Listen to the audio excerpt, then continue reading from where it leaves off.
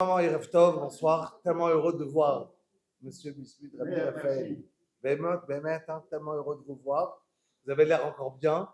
Qu'Akadosh Baruch Hu vous donne des forces, des Hashem, Refoua Shlema, et que, Zéou, on ira faire du footing ensemble. Voilà, Zéou. Donc, Parashat Shlach Lecha, je vais la faire un peu différemment que d'habitude. Oh, tout le monde a fait. Parashat Shlach Lecha, on va reprendre la paracha presque dans les psukim, dans les mots. Et contrairement aux autres parachiotes qu'on a donné du Pirushim, je voudrais, vu que c'est une histoire qui est importante, je veux vous reprendre pratiquement la moitié de la paracha avec les Meraglim, évidemment en rajoutant chaque fois, une fois un Ramban, un Sforno, sans dire chaque fois tous les noms de c'est qui, si c'est un Malbim ou c'est quelqu'un d'autre, d'accord? Ramener les choses importantes avec des Pirushim sur la paracha. On commence. Alors, la paracha, tout le monde la connaît, c'est la paracha des explorateurs, des Meraglim. Déjà d'envoyer, on va expliquer plus tard, c'est quoi la notion d'envoyer des Meraglim, d'envoyer des explorateurs, on va plus traduire Meraglim. Des espions. Voilà, des espions qui vont partir explorer. La notion d'envoyer, est-ce qu'elle est bien ou elle n'est pas bien? Est-ce qu'il y a besoin ou pas? Pas bien, vous pensez? Bien. Pas bien, parce que ça veut dire Akadosh Baruch Hu, il a promis Eretz Israël. Est-ce qu'il y avait besoin d'envoyer des gens pour partir explorer ou pas? Pas du tout. Donc, voilà, dans ce cas-là de la paracha, est-ce que l'idée, elle commence, est-ce qu'on commence du pied gauche ou pas? En soi-même. On commence du pied gauche. Le problème, c'est que ça n'a pas l'air comme ça quand on commence la paracha. C'est pas du tout du pied gauche, parce que Moshe Rabbeinu, il est d'accord. Moshe Rabbeinu, il est d'accord, donc c'est pas du pied gauche, il n'y a pas de problème. Deuxièmement, c'est tous des tzadikim, des plus grands du Canaan d'Israël qui vont aller. Et c'est les plus grands. Et le pire, c'est qu'à la fin, on va lire, à la fin de la paracha, on va lire l'Haftara. Quand Yoshua, il va vouloir, lui, à son tour, rentrer en Eretz Israël, il va envoyer 2 espions pour pouvoir, qui va être c'est un de tous, c'est Caleb ben Yefouné, qui est resté vivant, avec Pinchas, on se rappelle de lui, qui va devenir Eliyahu Hanavi. D'accord? Donc, il va, oui, envoyer, là-bas, tout se passe bien.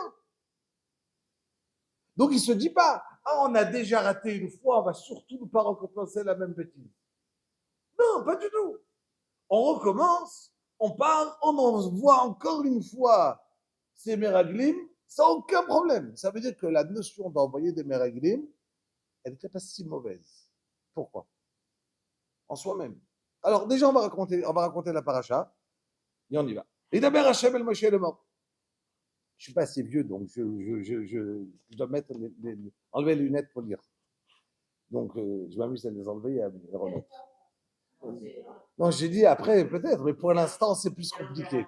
Voilà. Donc, Vaïdaber Hashem el Moshe le mort. Shlach lecha.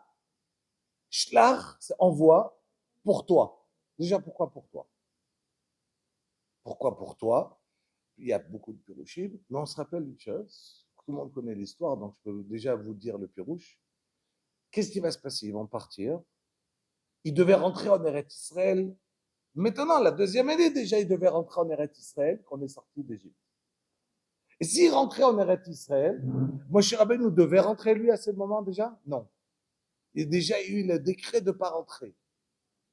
Donc, si en fait de compte, ils allaient rentrer en Eretz Israël, Moshe Rabbeinu, il allait mourir. Ou bien rester dehors sans rentrer, sans en tant que Melech. Donc, quelque part, il a gagné Moshe Rabbeinu de ce qui s'est passé. Entre guillemets. C'est, il a gagné encore 40 ans. D'accord? Donc, il y a un gain. Donc, on se pose la question déjà en soi-même. Yoshua, son élève, et son beau-frère, c'était qui son beau-frère? Caleb, le mari de Myriam. Donc, il envoie son élève et son beau-frère. Eux, ils auraient pu, les premiers à dire, non, pour mon maître, pour mon beau-frère, on ne va pas rentrer tout de suite en Israël, comme ça il va rester vivant. Et c'est les deux qui, exactement, ils ont dit non, on rentre tout de suite, bien que c'est mon maître, bien que c'est mon beau-frère, s'il va mourir, il va mourir. Donc, le plus proche de Moshe, ils auraient pu penser différemment. Ok? Pardon? Tout à fait. Mais c'est quoi? Quand je dis penser, ça veut dire avoir une envie, et quand on a une envie, on va pousser vers ça. C'est quoi une négia? Quelqu'un, il est touché par une idée. Regardez, je prends un exemple. Vous partez voir un agent immobilier, vous voulez acheter une maison. Personne ici est agent immobilier, d'accord? Vous partez à un agent immobilier, il va vous dire, la maison, oh, elle est proche de la mer. Tu viens, avec tes sabbats, tu descends dans l'eau, tu te baignes, tu reviens, tu es tout proche. C'est extraordinaire. Attends, 2 secondes, tellement proche de la mer. Mais si demain il y a une tempête, je vais me mouiller. La maison, elle sera inondée. Le temps que tu arrives à la mer, c'est 3 kilomètres. C'est-à-dire, quand tu lui parles proche de bien, tu es juste à côté. Et quand il va te dire, attends, mais tu vas te. Qu'est-ce qui se passe? Attends, tu rigoles, tu vas à peine la mer. Donc ça veut dire quoi? C'est-à-dire que le vendeur, quand il va te parler du côté négatif qui l'intéresse, il va regarder qu'elle est tout proche. La même personne, tu lui poses la question, ah, il y a un problème. Tu rigoles, on est loin. C'est quoi? C'est la même personne, c'est comment je regarde mon intérêt. Un intérêt d'une personne, la même personne, on peut regarder 2 histoires. Quelqu'un qui a envie de jouer Shabbat aux cartes, il va trouver que c'est moutard ou c'est assaut? Il va trouver que c'est moutard s'il a envie de jouer. S'il a envie de jouer aux échecs Shabbat, il va trouver que c'est moutard ou c'est assaut? C'est moutard. Pourquoi? Parce que d'abord j'ai envie, après je cherche ce que c'est moutard ou c'est assaut. Donc l'envie, elle va faire un intérêt. Donc je vais trouver ce qui m'intéresse. D'abord je cherche, après est-ce que c'est moutard, est-ce que c'est assaut? Je n'ai pas dit que c'est assaut, hein. J'ai posé une question. Donc l'idée d'abord, chaque personne, il est le plus droit à ses yeux. Pourquoi? Parce qu'il trouve tout le temps comment s'organiser, comment se dire pourquoi je suis bécédaire ici, pourquoi je suis bécédaire ici. Chacun trouve à sa manière comment se justifier. D'accord? Les problèmes sont toujours chez les autres, mais chez nous, bon, on n'a pas de problème. Parce qu'on a un moyen, on a une manière de se justifier, parce qu'on appelle ça, on a une négia. Une négia, ça veut dire j'ai un intérêt personnel qui me fait réfléchir à cette manière. Et si je change mon intérêt, eh ben, j'aurai un intérêt différemment, je penserai différemment. Donc, une personne, et quand quelqu'un il est de côté, on peut entendre des fois des réflexions d'une personne, il a l'air tordu, mais jusqu'au bout. Et tu te dis, mais il est sérieux dans sa réflexion? Est-ce qu'il pense réellement à ce qu'il dit? Mais la négia, ça veut dire l'intérêt personnel, il fait changer une personne d'un bout à l'autre. C'est ce qu'on va voir, qu'est-ce qui s'est passé avec les Meraglim. On avance. Shlach lecha anashim veyaturu et eretz Kenan, qui partent et qui vont partir explorer la terre que je vais donner. Ish echad de mate avotav tishlachu kol nasi behem. Voilà qu'il va envoyer. Chaque tribu va devoir envoyer un prince. C'est pas les princes qu'on avait dans la paracha d'avant, d'accord? C'est pas eux, c'est pas les chefs des tribus, mais des gens très importants. Parmi les plus grands de chaque tribu. Et il commence à nous donner tous les noms. Quelle tribu n'a pas été donnée ici? Lévi. Bravo. On a 12 tribus. Mais pourquoi? Parce qu'il y a Yosef qui avait Ephraïm et Ménaché, que c'est 2 tribus. On aurait dû mettre qui encore? Lévi. Pourquoi Lévi n'est pas parti? Pardon? Moshe, il n'est pas parti. Parce que lui, ils ont peu de terre. Mais part pour aussi explorer. Tu vas bien construire le Beth Amikdash, tu vas bien rentrer en Eretz Israël, tu vas bien, même si on n'a pas de terre, c'est comme si tu vas venir aujourd'hui quelqu'un qui habite en location à Ashkelon, à Yerushalayim. Il habite pas en Israël? Il habite ici. Alors pourquoi ne pas rentrer et gagner, partir à la guerre comme tout le monde? Et donc, et une partie ici, il y avait une personne qu'on va envoyer, une seule. C'était pas toute la tribu, une personne de la tribu. Une seule personne de la tribu aurait dû partir, non? On parle pas de toute la tribu. Toute la tribu, tu vas garder le Mishkan, parce que chaque tribu devait envoyer une personne. Qui n'ont pas envoyé? Lévi. Lévi, ils ont dit, ah non. Ils ne faisaient pas la guerre. Très bien. Bravo. Et dire Rachamim, on ne fait pas la guerre. Pourquoi on ne fait pas la guerre? Ils n'ont pas besoin de guerre. C'est pas eux qui vont. Parce qu'on étudie la Torah. C'est tout. On fait le Mishkan, on étudie la Torah. Ça vous rappelle la politique d'aujourd'hui? Non? Il dit, le Rambam, la halakha.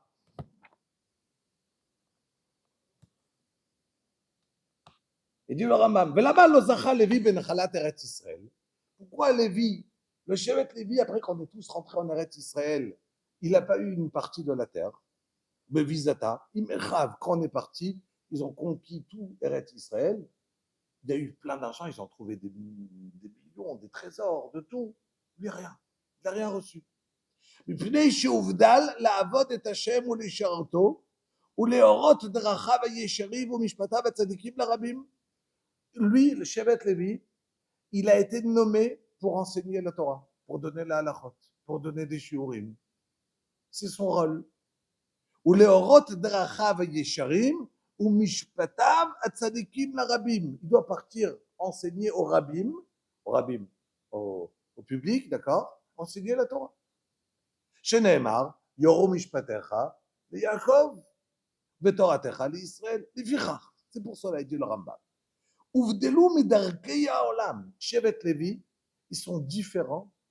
Ils ne vivent pas dans la même sorte que tous les autres, que le reste du monde. Le reste du monde, ils doivent avoir une parnassa. Eux, ils n'ont pas besoin, ça vient d'Akadosh Baruch. Comment? Des Nissim.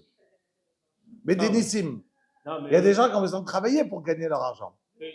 Eux, Shevet Lévi, et Akadosh Baruch il reçoit, oui, mais il reçoit de qui? Il aurait pu recevoir au moins une terre. Même pas. Ils n'ont pas besoin. Mais pas besoin. Il reçoit le maaser.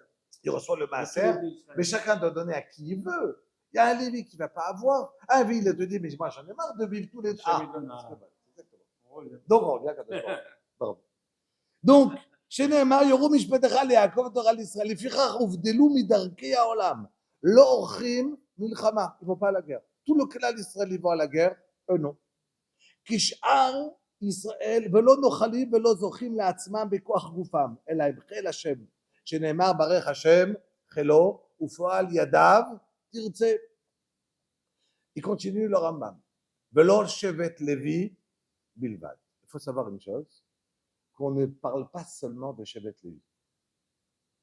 Ça veut dire que, c'est vrai, il y a un Shevet, mais pendant quelqu'un, il n'est pas de Lévi, il est de Yehuda, Binyamin, Yosef, Reuven. Il a décidé lui aussi de consacrer sa vie à la Torah. Alors il ne va pas chanter au Mishkan, il ne va pas aller chanter au Beth Amikdash, puisqu'il n'a pas le droit, d'accord? Mais il veut se mettre sa vie à étudier la Torah. Est-ce qu'il doit lui aller à la guerre? Est-ce que lui il doit payer des taxes comme tout le monde? Est-ce que lui, il doit être comme tout le monde? Il dit le Rambam, non. Il dit le Rambam, ולא שבט לוי בלבד, אלא כל איש ואיש, מכל באי העולם, du monde entier, d'accord, du עם ישראל, אשר נדבה רוחו אותו, והבינו מדעו להיבדל, לעמוד לפני השם, לשרתו, לעובדו, לדעת את השם. והלך ישר, כמו שעשו האלוקים. ופרק מעל צווארו או לחשבונות הרבים. Il a décidé d'enlever de sa tête la parnassa. Entièrement. וביקשו בני האדם אשר נקדש קודש קודשים ויהיה השם חלקו ונחלתו לעולם ולעולם עולמים ויזכה לו בעולם הזה דבר מספק לו כמו שזיכה לכהנים וללוויים. הקדוש ברוך הוא דonnera une parnassa exactement comme qu'il a décidé de donner aux Kohanim et aux Lévi'im qu'on va recevoir. הרי דוד אומר, השם מנת חלקי וכוסי, אתה תומך גורלי. On dit David Amelech, j'ai pas besoin d'être Lévi, j'ai pas besoin d'être Cohen. Si j'ai pris ma décision de me mettre entièrement consacré à la Torah, d'accord, du coup, je suis pas tout. Donc il dit le Rambam, c'est pour cela que Ils sont Shevet Lévi. Ici, ils n'ont pas eu besoin de partir. Pourquoi? Je ne vais pas partir. Ah, mais où est le problème d'envoyer une personne? Une seule. Parmi tout le monde. Non. Ce n'est pas notre rôle. Le rôle de Shevet Lévi, c'est entièrement Mishkan, de s'occuper du Mishkan, d'étudier la Torah, mais les orot, la halachot, au rabbin.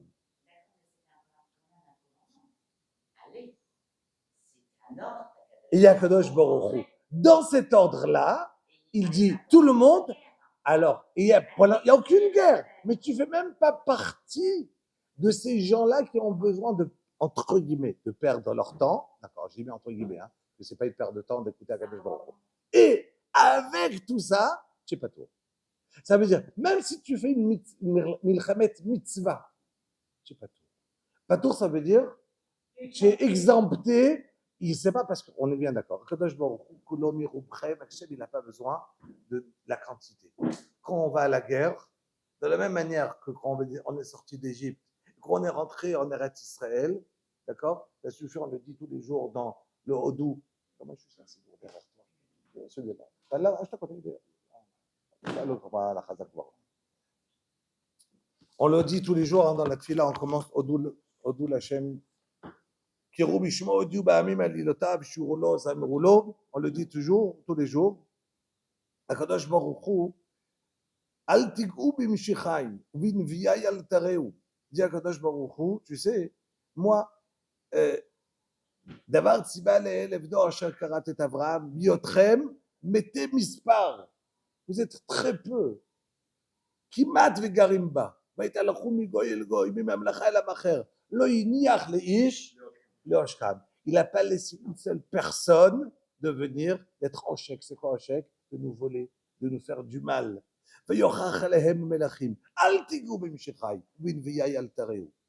En deux mots, Akadosh Baruch Hu, il n'a pas besoin du nombre. Akadosh Baruch Hu, il a besoin qu'on l'écoute, et si on l'écoute, on fait notre ishtadlut, on fait notre devoir, et on arrive à être sauvé. Après, il y a des gens qui ne sont pas capables d'étudier, il y a des gens qui ne sont pas capables. Chacun, il a besoin d'avoir son rôle. Mais dans le klal Israël, évidemment, c'est un klal. Dans ce klal-là, il y a cette partie-là de Shevet Lévi. Et il dit le Rambam, et pas seulement Shevet Lévi, tout celui qui se... Évidemment, quelqu'un qui se dit, je suis Shevet Lévi, mais qui ne se comporte pas comme Shevet Lévi, il est obligé de partir à l'armée, payer des taxes, payer tout ce qu'il a besoin, et ainsi de suite. Dessus, il n'y a pas de doute. Toute la notion et c'est pour ça que les plus grandes des générations à ce moment-là, ils sont tous partis en tant que Meraglim. On n'a pas encore expliqué pourquoi ils ont eu besoin d'avoir des Meraglim, quelle est la raison? La mitzvah c'est de vivre en Israël. Ils vont vivre en Israël, mais ils n'ont pas avoir une terre en Israël. Oui, mais c'était une mitzvah quand même de venir. Ils vont tous venir. Mais ce n'est pas ma partie. Moi, j'arrive comme un invité. Je ne dois rien faire pour le conquérir. Exactement. Vu que, comme j'arrive comme un prince, j'arrive parce que les autres, ils font mon travail. Akadosh Baruch Hu n'a même pas demandé. C'est pour ça que Akadosh Baruch Hu décide qui doit partir. Et Moshe Rabbeinu partait chez Akadosh Baruch Hu. On sait très bien que quand Moshe Rabbeinu, il regardait quelqu'un, il avait une chormat à part de souffle. Il regardait, il savait si une personne c'est un tzaddik ou c'est un rachat. Et voilà que Moshe Rabbeinu partait chez Akadosh Baruch Hu sur chacun des meraglim et il demandait, il est tzaddik lui? Hachem, je me trompe ou je me trompe pas? Il est bon? Il est bon.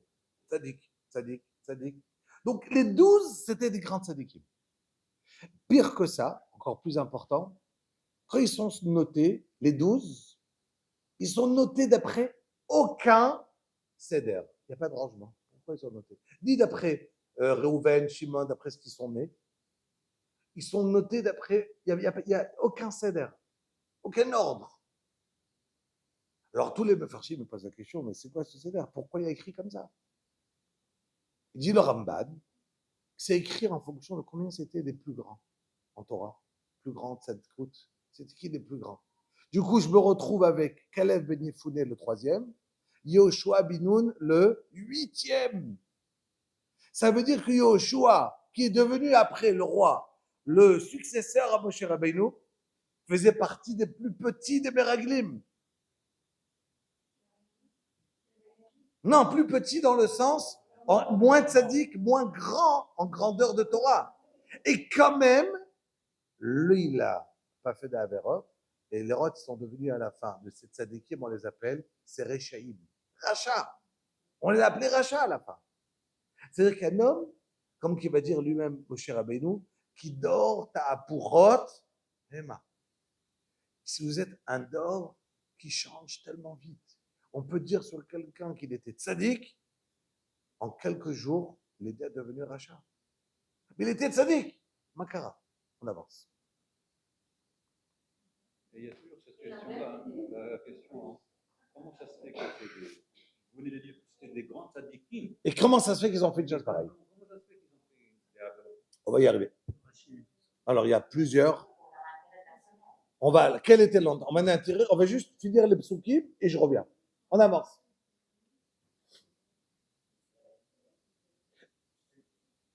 אלה שמות האנשים אשר שלח משה לתור את הארץ ויקרא משה להושע בן נון יהושע. Il a appelé Moshe à Hoshea. Hoshea c'était Yoshua, Yoshua ben Nun. Il lui a rajouté ce nom en faisant une tfila pour son élève, en disant que Dieu te sauve de ne pas te planter, de ne pas te être dérouté par les Meraglim. Pourquoi il a prié que pour son élève? Et les aides, il ne prie pas. Et son beau-frère, il ne peut pas prier. Bon Kalev. Et s'il a envie de prier, il prie pour tout le monde. Et si c'est qu'il y a un problème, alors on prie à tout le monde. Attention. Non? Ok, on avance.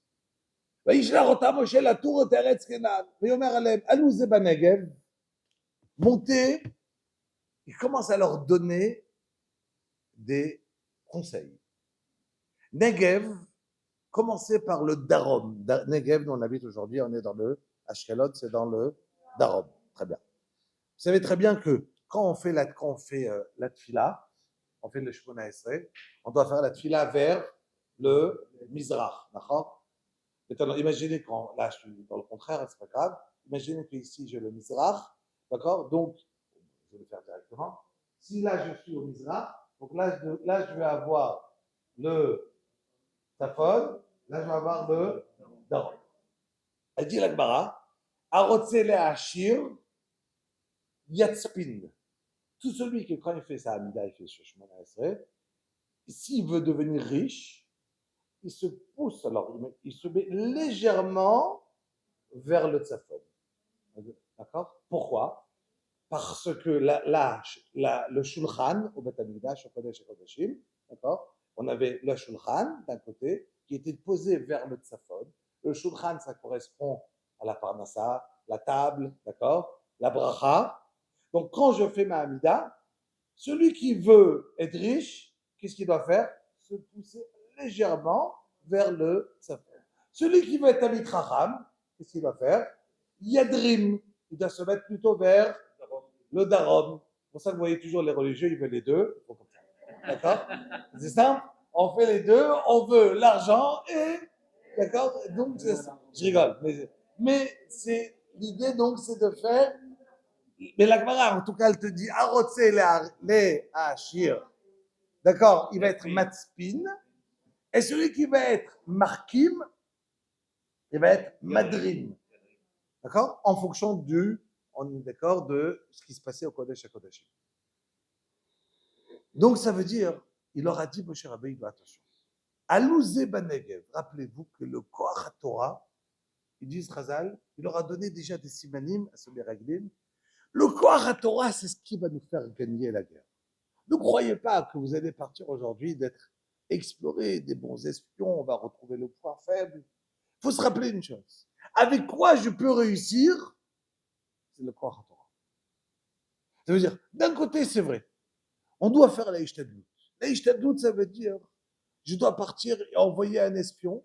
Pourquoi? Parce que Akadosh Baruch Hu, il est d'accord avec l'idée que nous, on doit sentir qu'on doit faire quelque chose Et en même temps, on doit toujours se rappeler que c'est entre les mains d'Hachem. C'est très dur. Parce que quand on fait, on croit que c'est nous. D'accord? Vous avez dû vous rappeler au temps de Trump, il y avait une histoire qui a été connue. Il y avait un juif en Amérique, un certain Roubachkin, vous avez entendu son histoire. Il était un monsieur, c'est une histoire qui avait tourné. Il était en prison pendant des années. Il avait une usine, il vendait de la viande. Vous vous rappelez cette histoire?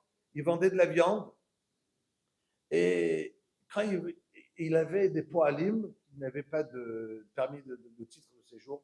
D'accord. Et un jour, ils l'ont attrapé avec des. Et ils l'ont jugé pour 27 ans en Amérique. Il devait être en prison. Et être en prison en Amérique, c'est pas comme en Israël, ils ont ouvert des yeshivot en prison, d'accord?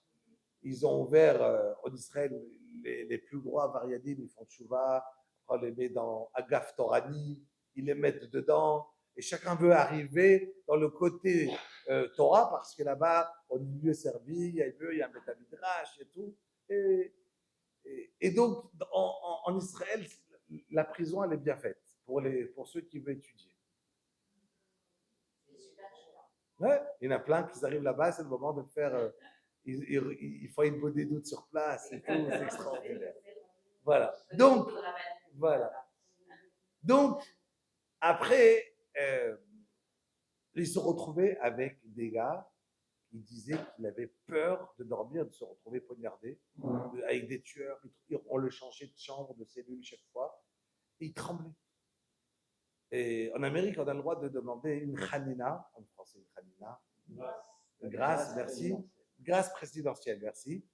On a le droit de demander 9 fois. Si 9 fois on t'a dit non, fini. Voilà que Zorobashkin, ils ont tout fait en Israël. C'était un chassid Chabad, lui. Ils ont tout essayé, Chabad, de renverser le monde, de comment faire pour le faire sortir. Et chaque année, il a envoyé une demande de grâce à chaque président. Chaque fois, c'était refusé. La neuvième fois qu'il a envoyé, d'accord, il a dit à Kadosh Baruch Hu, regarde, moi j'ai tout fait. Le Baïchtadlout qui était entre mes mains, et Chazal, voilà, ils ont dit que chacun doit faire sa Ishtadlout. Mais quand je peux plus faire ma Ishtadlout, je peux pas me tromper, c'est fini. C'est que toi, Kadosh Baruch Hu. Parce que moi j'ai fini mon travail. Et il me reste encore, il était après 9 ans, d'accord? Il lui restait encore 18 ans à rester dedans, 17 ans à rester encore dedans. Il s'est dit, c'est impossible. Et il a fait cette fille-là du fond du cœur. Le lendemain, il a été libéré.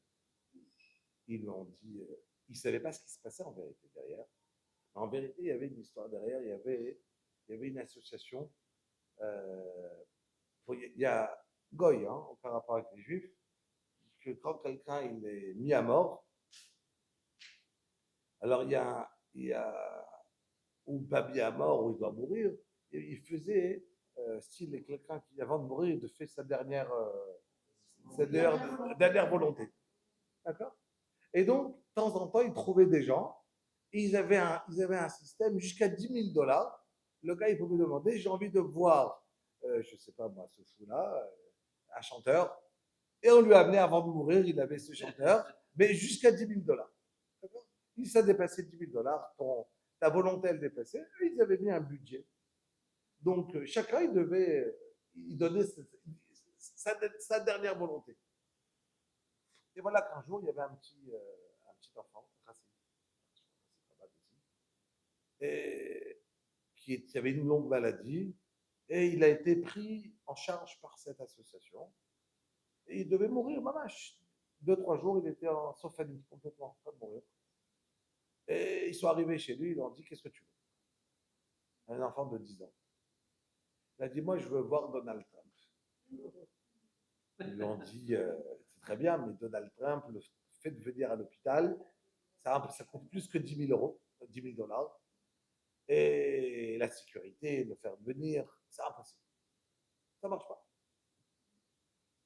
Alors il a dit, écoutez, pas de problème, mais moi je je suis d'accord. Si vous aussi, ce que c'est possible, j'écris une lettre à Donald Trump et vous lui amenez en main propre. Ah, ça, c'est possible. On t'assure, dans les 48 heures, la lettre est dans ses mains. Il s'est assis, dernière fois, il a écrit une lettre en racontant et en demandant à Donald Trump de faire une khanina, une grâce à ce Roubachkin. Il pleurait toute la lettre. Et cette lettre-là, qui était remplie de Dmaot, elle est arrivée chez Donald Trump. Il l'a reçue. Il a dit à Dimitri Regesh, fais la khanina. Et ce Roubachkin, il a été libéré. Voilà. Cette fille-là derrière, en même temps, elle est poète, que quelqu'un il va se réveiller à demander, et en même temps, il y aura Donald Trump qui va bouger. C'est quoi? La Ishtadlout. Ça veut dire que la Ishtadlout, en vérité, de quelqu'un, elle peut être, elle est très forte. C'est-à-dire, d'un côté, je vais faire une Ishtadlout, et il y a besoin. Barer Hashem Chelo, il y a Dav, Tirtse. C'est-à-dire que Kadosh Baruch Hu, il va te donner à quelqu'un, tu dois faire ta Ishtadlout, mais derrière, tu dois te rappeler qu'en vérité, tu n'as rien fait. En vérité, tu as pu même des fois abîmer, embêter, aller à l'envers. On avance. ויאמר עליהם עלו זה בנגב, ועליתם את ההר, וראיתם את הארץ, et vous verrez la terre, מהי. ואת העם היושב עליה, איך חזק הוא רפה, est-ce que la terre, elle est forte. Les hommes qui sont dessus, ils sont forts, est-ce qu'ils sont... ומה הארץ, il recommence. אשר הוא יושב בה, הטובה, היא c'est une bonne terre, mauvaise. Et troisième passage. ומה הארץ, השמנה, היא רזה. Il n'aurait pas pu dire le mot. Ma'aret, Shvena, Raza, Tova, Ra'a. 3 fois, il répète le mot. Uma, Haaret. Uma, Haaret. Uma, Haaret. Ils disent Raza. M. Rabbeinu, il est venu leur apprendre une chose. Attention.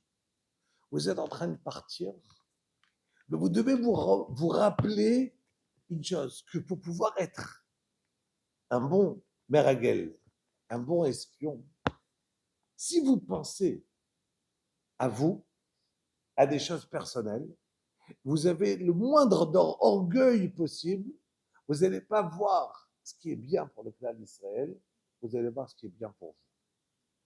Regardez, il dit Shlomo HaMelech, Kohelet. Kohelet, c'est un des livres importants de Shlomo HaMelech, connu. Divrei Kohelet ben David Melech Birushalayim. Hevel Avalim Amar Kohelet. Hevel Avalim, Akol, Avel. Tout est Hevel. Hevel, ça veut dire vanité, vide. En 2 mots, il n'y a pas d'intérêt, tout est. Maïtron le Adam, bechol amalo she'amol tachat hashemesh. Qu'est-ce qu'un homme il peut avoir mieux que la Torah? Tout le dit Rashi sur place, d'accord? Tout ce qu'un homme il peut travailler sur le soleil, tmurat à Torah. Shikouya or. Le soleil, c'est voilà. Le kiner mitzvah et Torah, or. La Torah, elle s'appelle or. Donc, qu'est-ce qu'un homme il peut changer? On peut donner à quelqu'un, tu vas t'échanger contre la Torah? Il n'y a rien à échanger. Le plus beau, c'est la Torah Kedusha. D'or en l'air, Vedor, bas, les générations, ils s'en vont, et il y en a qui viennent, il y a des gens qui naissent et des gens qui meurent. Tout le temps, chaque instant, il y a des gens qui meurent, des gens qui... Ve'aretz, et la terre, le olam, omadet, elle tient toujours, elle n'est pas... La même terre ici, elle était là il y a 1000 ans, il y a 2000 ans, il y a 3000 ans.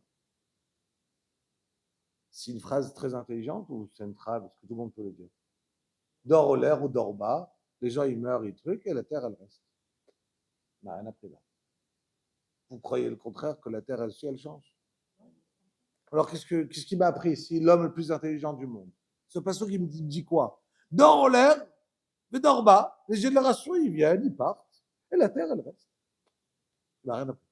Il dit Rashi, כל מה שהרשע יגיע ועמל לעשוק ולגזול, אינו מבלה את מעשיו.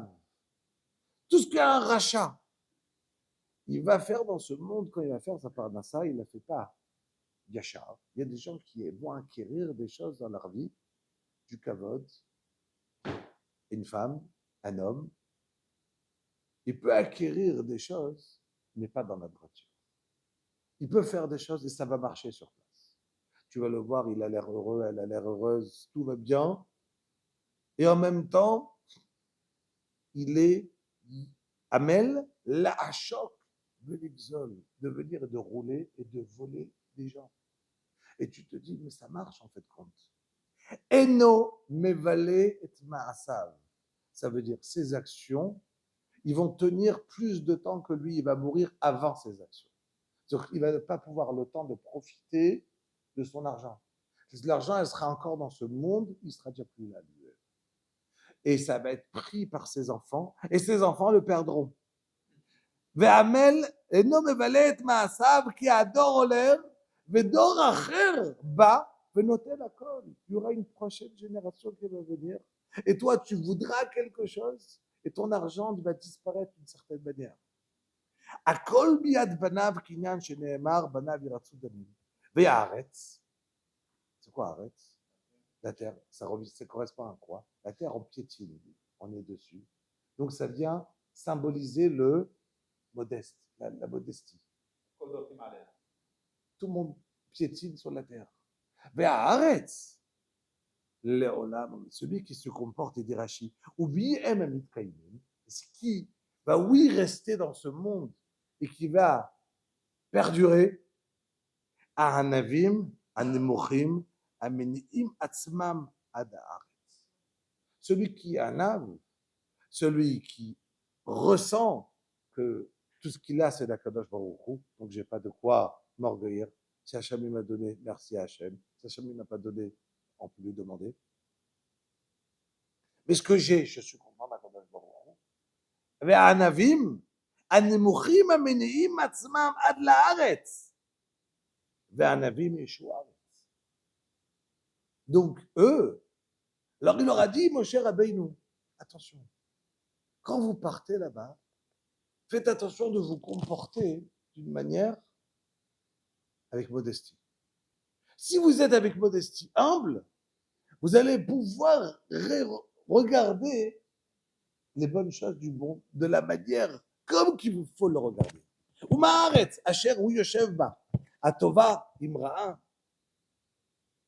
Et les voilà qui vont partir. Ils vont commencer à marcher.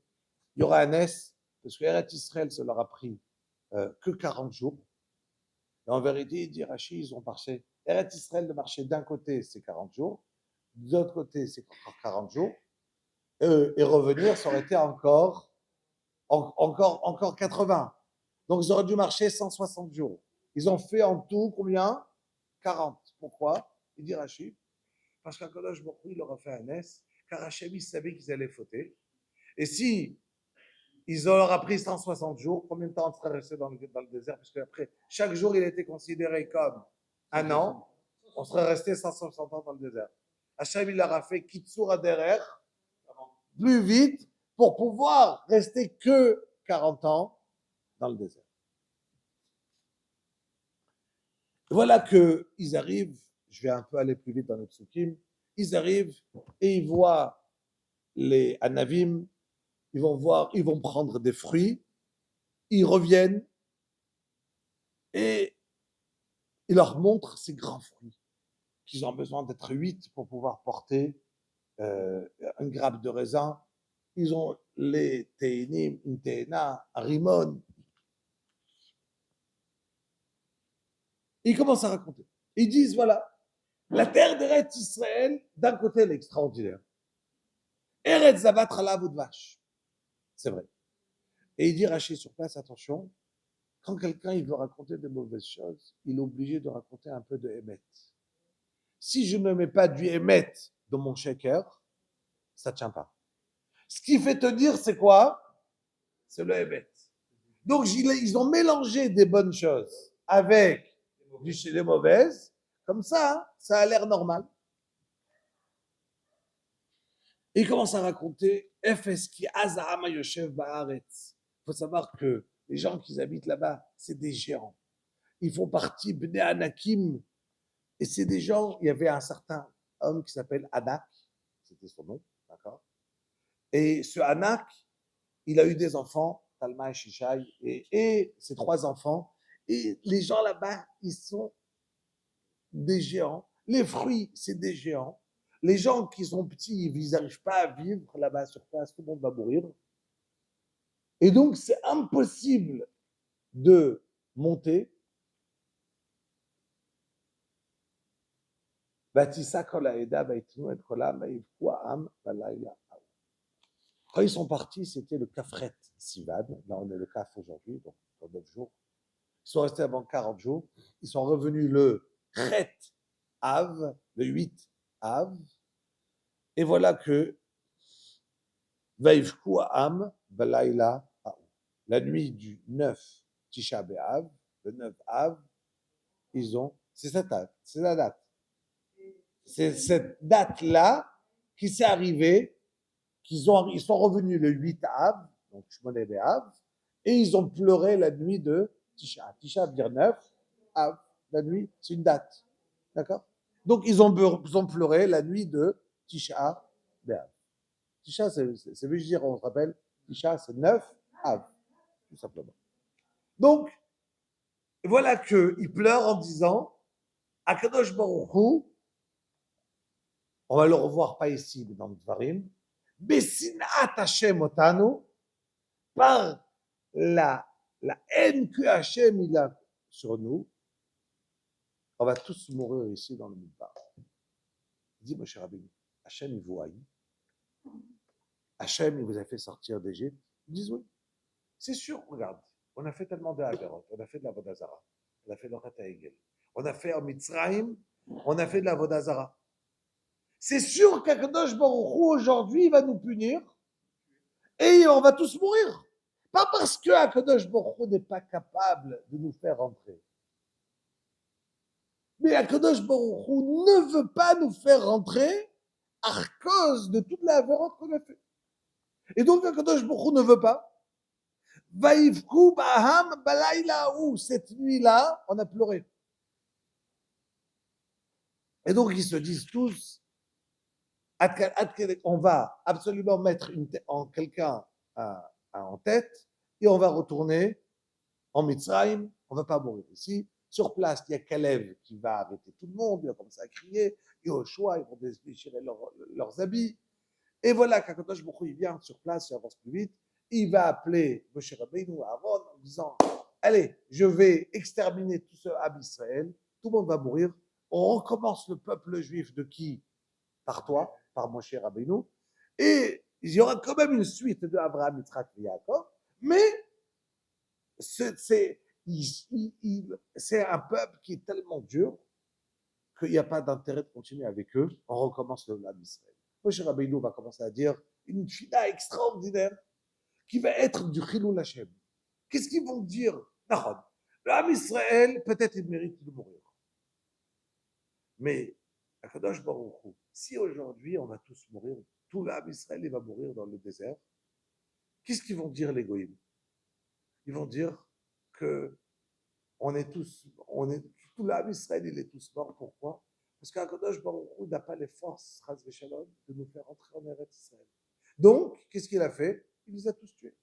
Il ne va pas dire, non, le âme Israël, il a fauté, donc Hachem, il les a punis. Donc, qu'est-ce qui va se passer dans le monde? Achilul Hashem très grand. Il y aura le nom d'Akadosh Baruch Hu qui sera profané. Si vous faites attention, on le dit tous les jours dans la tefila, on demande à Akadosh Baruch Hu, ברוך אתה השם אלוקינו מלך, ברוך אתה השם אלוקינו כאבותינו, אלוקי אברהם, אלוקי יצחק ואלוקי יעקב, אופן העמידה. הקל הגדול, הגיבור והנורא, קל עליון, גומל חסדים טובים. Kadosh Baruch Hu, il fait un chesed qui est bien. Parce qu'il y a des gens, on peut demander à Kadosh Baruch Hu quelque chose, mais c'est pas bien pour lui. Et Kadosh Baruch Hu va donner à une personne un chesed qui va être bon. Connaît Akol. C'est quoi connaît Akol? Kadosh Baruch Hu, il acquiert tout. Comment? Parce qu'il a tout créé et parce qu'il, dans ce monde, il va se comporter d'une manière comme le Balabait. Pas comme, que c'est le Balabait. D'accord? C'est le Balabait. Donc, Kadosh Baruch Hu, il montre dans le monde, d'accord, qu'il est le patron. Vezocher Chazdei Avot, il se rappelle les mérites des pères, et donc, par ces mérites-là, Mevi Goel Ibne Benehem, il va ramener le Mashiach par le mérite de qui? De nos pères. Alors, c'est quoi le Ma'an Shemo Be'ahava? Si c'est le mérite des pères, pourquoi le Ma'an Shemo? Ça se contredit.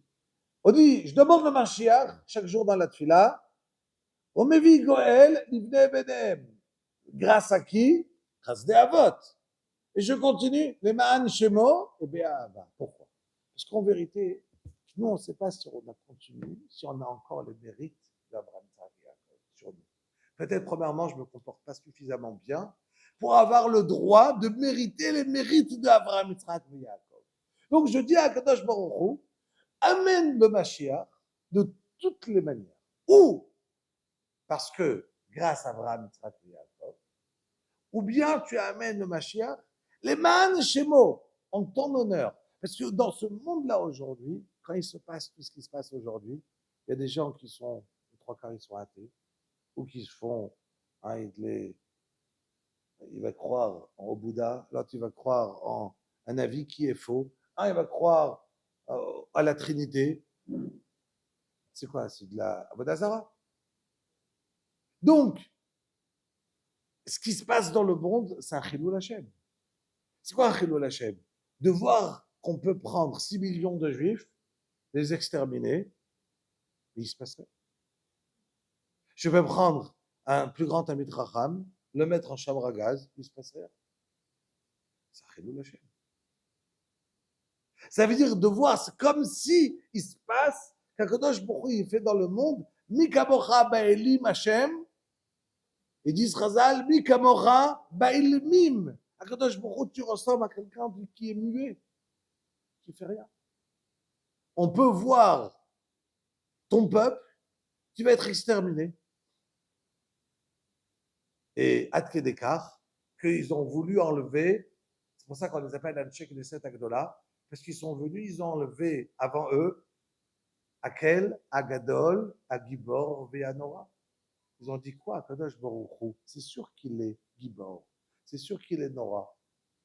Mais est-ce qu'on le voit dans le monde? Quand on voit le peuple juif se faire exterminer de partout, est-ce qu'on voit la force d'Hachem? Alors ils ont dit on enlève ces trois mots. Akel, Agadol, Agibor, Veanora. Hachem il est grand, il est fort, il est Nora, mais je ne le vois pas. Ils sont venus à Anshek de Set Agdola, ils ont dit non, on va garder Akel, Agadol, Agibor, Veanora. Pourquoi? Parce que la plus grande force, c'est de voir son peuple exterminé et de rien dire. Donc, les Ma'an Shemo, c'est la force, c'est de voir un papa qui est capable de voir son fils se faire torturer et de rester de côté. C'est une gvoura énorme. Quand on connaît l'amour d'Akadosh Baruch Hu qui l'a verni. Donc, on dit à Akadosh Baruch Hu, regarde, il y a un Chilul Hashem qui se passe dans ce monde d'une manière atroce, en vérité. Ce qui se passe dans ce monde de Chilul Hashem. Donc, on Mevi Goel Livne Benehem, ou bien par Abraham, Yitzhak et Yaakov, ou bien par les Man Shimcha. Les Man Shimcha, ça veut dire en ton honneur. Pas pour nous. Mais si c'est en honneur d'Akadosh Baruch Hu, peut-être nous, on sera un petit peu mis de côté, ça veut dire. Hachem, il va prendre directement pour lui, et pas en fonction de nous. Donc on lui demande que ça soit fait Bé'ahava.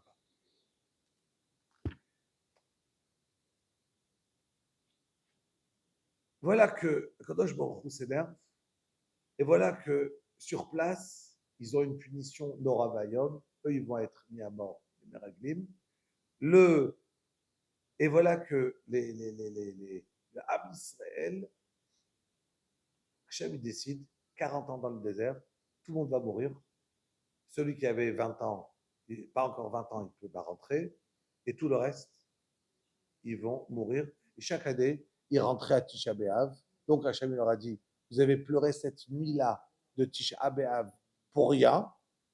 Ça va devenir ça va devenir Bria les Dorot, une Bria pour tout le temps.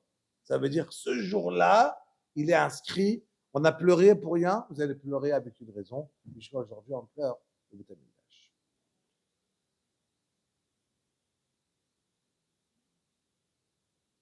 Là, je voudrais reprendre 2 mots du début de la paracha, juste pour essayer de comprendre qu'est-ce qui se passait avec Moshe Rabbeinu. Il y a écrit dans Chazal que quand l'âme Israël sont venus, ils ont demandé à Moshe Rabbeinu, on veut envoyer des meraglim. Au début, Moshe Rabbeinu leur a dit, non, pourquoi faire? Pourquoi envoyer des meraglim? Il n'y a aucun intérêt d'envoyer des meraglim. Il n'y a pas besoin d'en envoyer. Hachem, il a promis qu'on va rentrer en Eretz Israël. Il n'y a aucun intérêt, il n'y a pas besoin. Et voilà que l'âme Israël, ils ont commencé à trouver des idées. Ils sont dit, ils ont dit, regarde, Akadosh Baruch Hu nous a promis que quand on va rentrer en Eretz Israël, on va retrouver des maisons avec des trésors.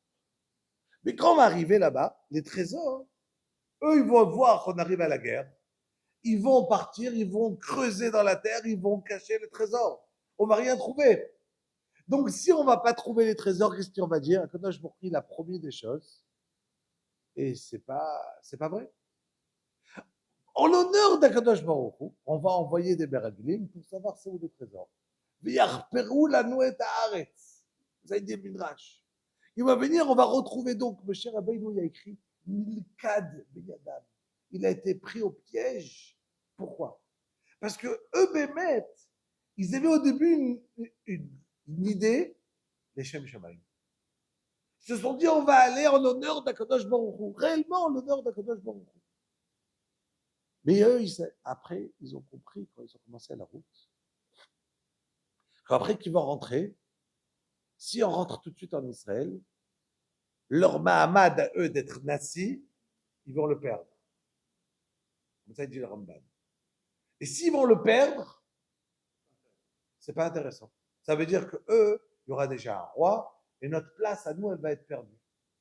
Donc, on est plus important quand on est dans le désert que quand on est en Eretz Israël. Eux, ils ont vu leur intérêt personnel. Leur intérêt personnel était mieux pour eux d'être en désert.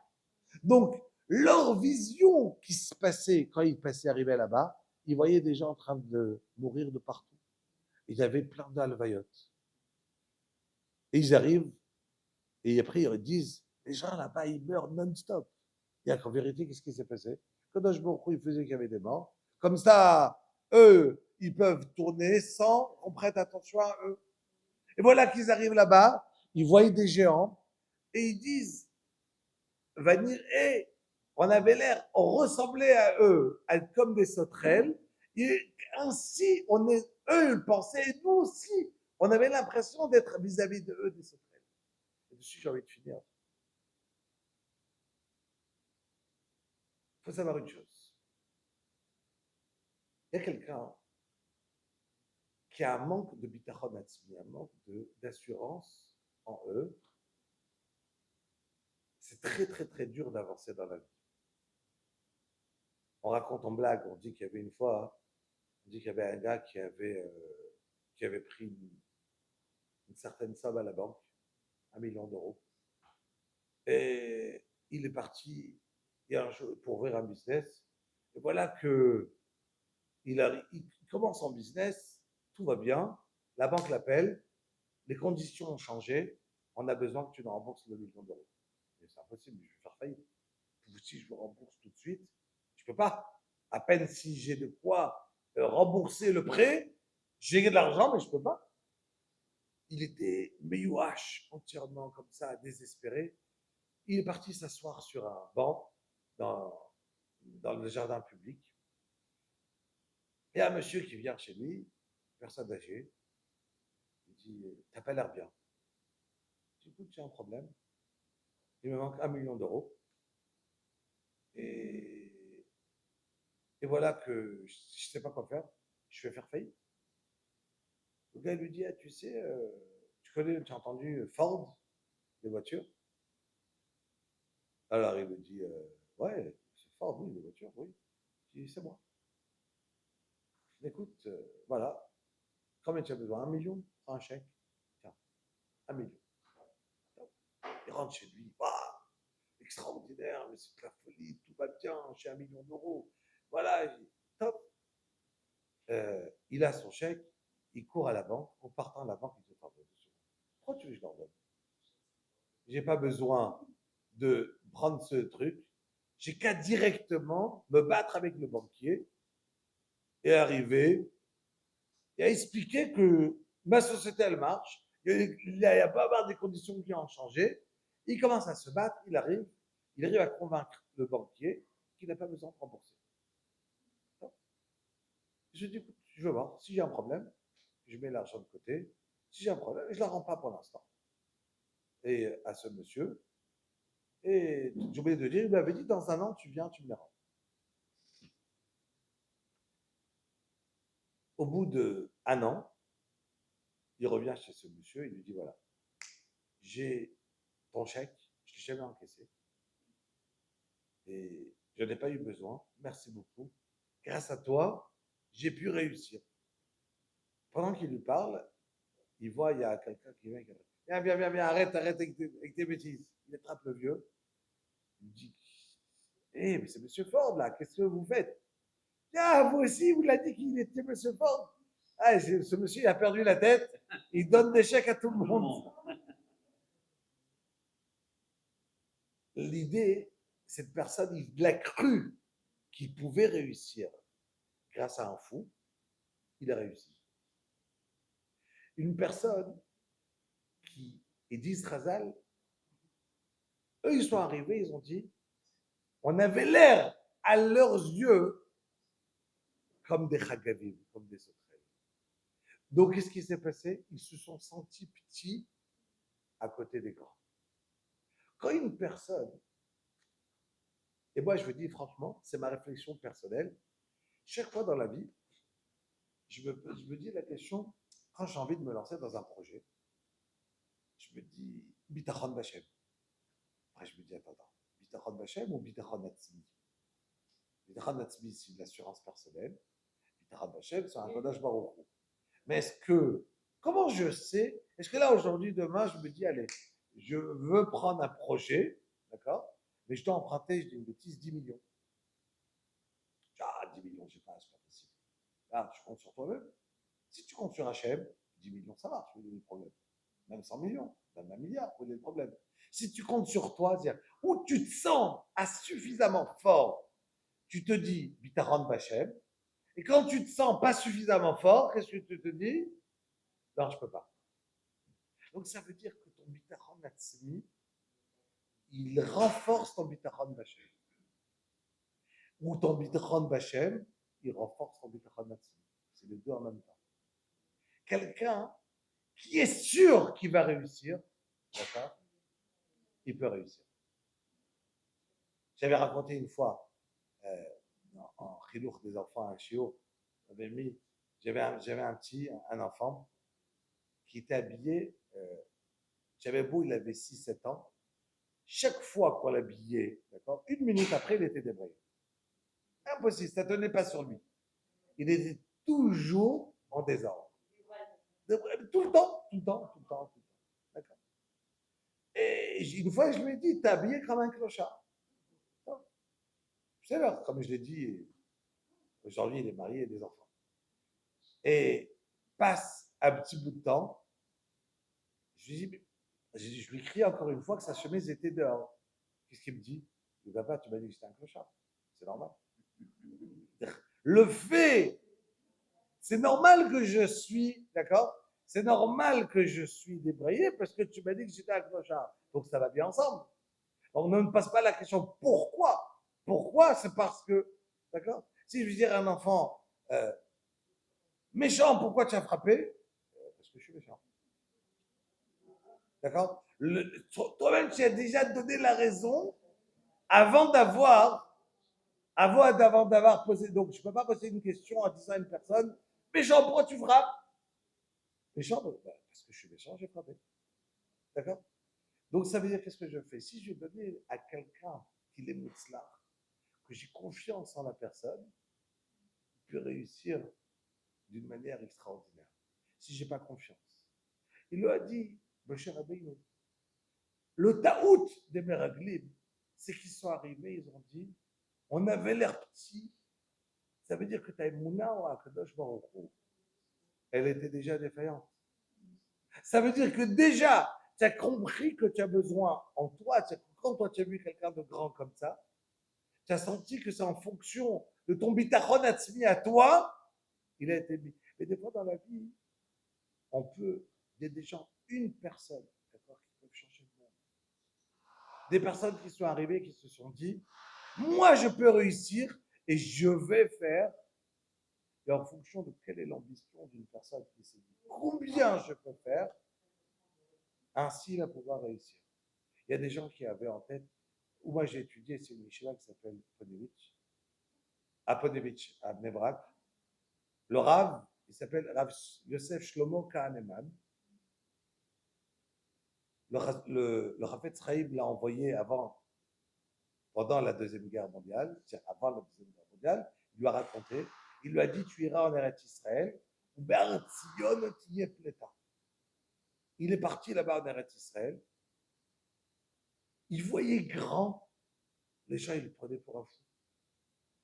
On était en 1942, les gens, on entendait ce qui se passait en Europe, on tremblait, est-ce que Hitler arrivera? Il a commencé à acheter un terrain pour acheter des yeshivas, acheter des maisons, à construire. Et il ne faisait pas une petite yeshiva, il faisait une yeshiva pour des milliers de bachorim. Je dis, mais le monde il est en train de brûler. Comment tu peux penser qu'un jour tu auras ici un empire pareil? Le gars, c'était une ambition tellement forte, en même temps liée avec des tfilotes. Le jour qu'il a mis Even Apina, la première pierre, vous savez, donc ils ont fait Hammam, hein? Pierre d'angle. Ok.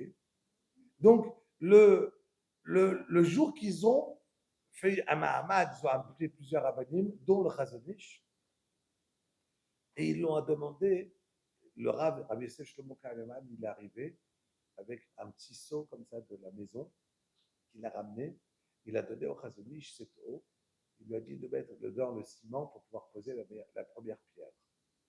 Il lui a dit, mais c'est quoi ce seau là que tu as ramené de la maison? Il lui a dit, depuis que la Shoah a commencé et que j'ai vu tout ce qui se passe, le peuple juif qui est en train de partir, tous les jours, je me mets, je pleure et je prie à Kadosh Baruch Hu.